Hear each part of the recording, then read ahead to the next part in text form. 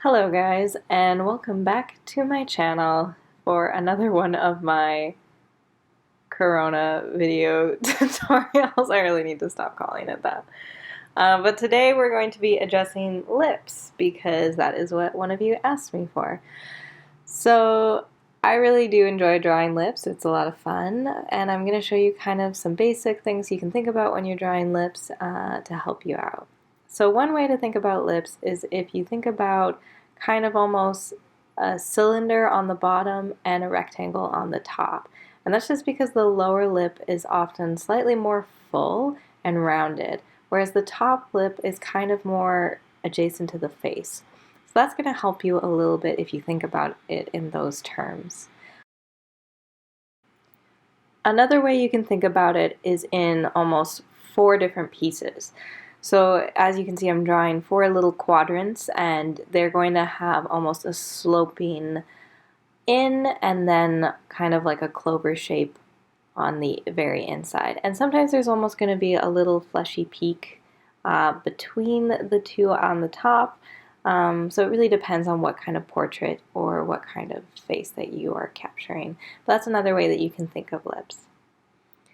Now to draw lips, I often start with the center of the mouth. I don't know why, it's just kind of what I do.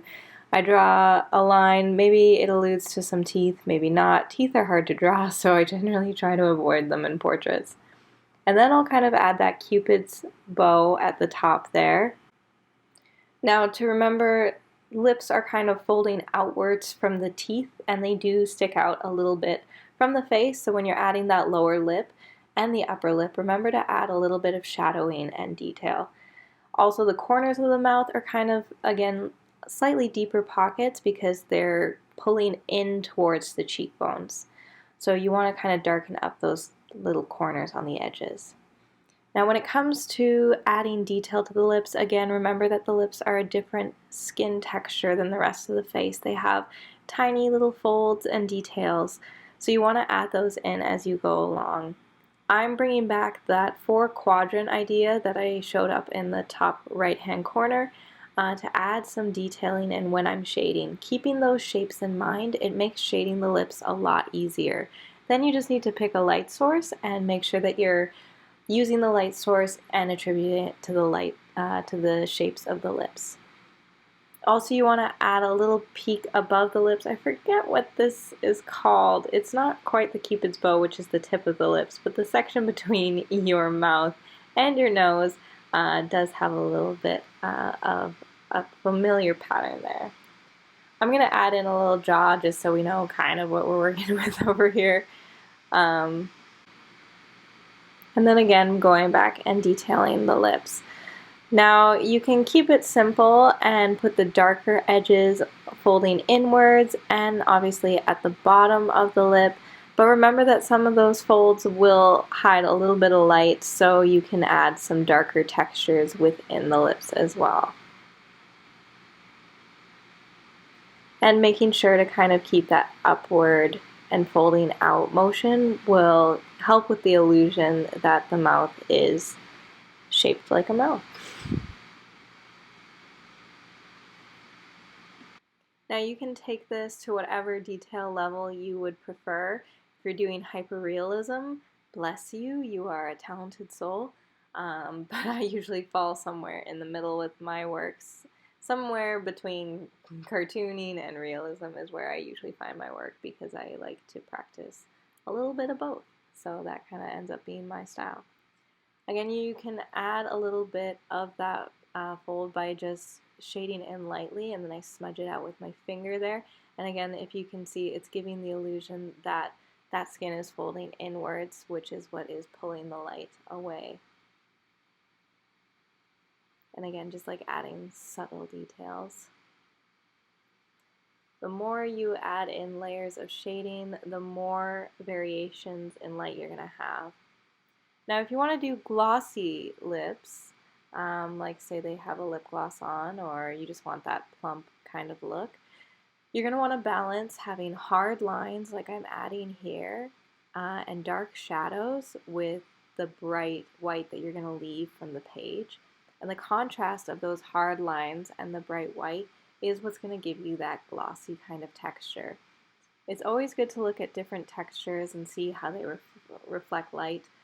Some textures are going to kind of have a very soft reflective light, and then glosses, metals, they're going to have a very sharp reflection. That's why you can kind of see yourself clearly in some surfaces, and in other surfaces you can't. You can't see your face in your jean jacket.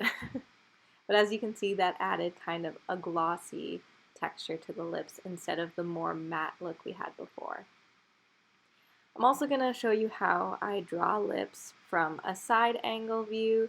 It kind of looks silly when you start out like a pair of duck lips, but the lips do fold outwards and they do project from the, or protrude from the face. So it is important that you capture that. Again, I'm going to have that center line where the lips part and that all-important corner that I do like to add. Again, keeping the strokes coming from the inside out is going to give you that unfolding kind of look that you would want for a mouth. And again, I'm not adding amazing amounts of detail, but rather alluding to the texture by adding a decent amount of detail. And again, I'm going to add in like a chin so we kind of know where we're at. And you can keep this as soft or darker. Let's say if they were wearing a red lip or more of a nude lip, that's all up to you when you are deciding your piece. I'll do a color version of this maybe in the future if that's something that you guys are interested in, instead of just using graphite tones. But this was all just with one pencil, so as you can see, it's like you don't need to do a lot of switching around.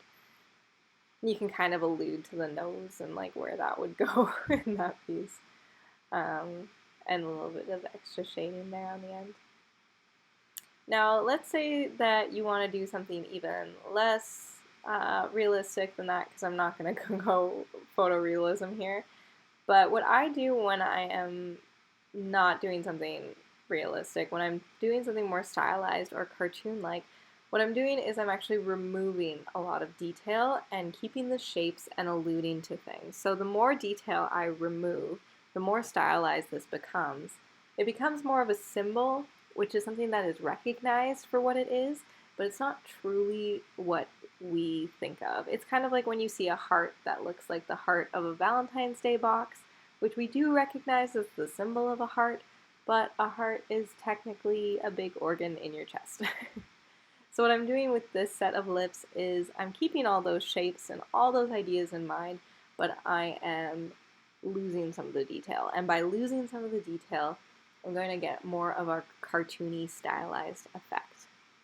Now say I want to draw it even smaller than that, what I can do is draw like a really tiny set of lips, let's say, because these ones are quite large. And again, because it's going to be a very small little drawing, you can take away even more detail. Once again, leaving the shapes, alluding to, but removing even more steps of detail, just to prove that you don't need to have all that detail packed in there to draw some recognizable lips. So hopefully this tutorial helped you guys out a little bit when it comes to drawing lips. Hopefully you can take some of these ideas home with you. If you liked this video and you'd like to see more videos like this, leave a comment down below saying what you'd like to see next, subscribe, and I will see you guys in the next video. Thank you so much.